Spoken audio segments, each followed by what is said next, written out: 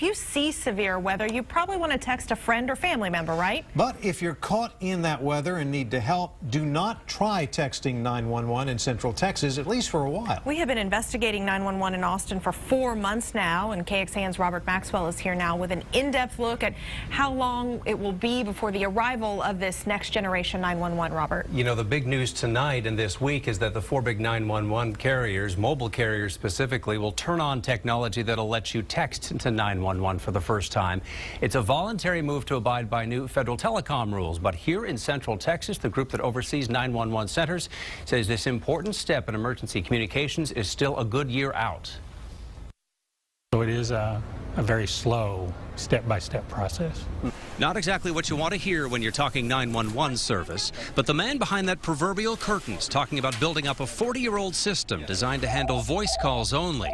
And you do not want, he says, to get that wrong. And that we're not going to make a mess of this whenever it comes time to text. Greg Obuck at the Capital Area Council of Governments says text to 911 involves merging the texting technologies of your phone carrier with mine and that other provider your cousin in the South End uses. We're going to have to make sure that that's a very coordinated effort, because you wouldn't want to be able to text here in Austin and you cross the county line going south into Hayes County and not be able to get that text. At CAPCOG's end of the wireless signal, it oversees 31 public safety answering points across 10 counties. When the carriers are ready, these 911 centers have to be ready too. When will that be? Mark June 2015 on your phone's calendar. And you can try this too. Here's what I get right now in Austin when I test a text message to 911.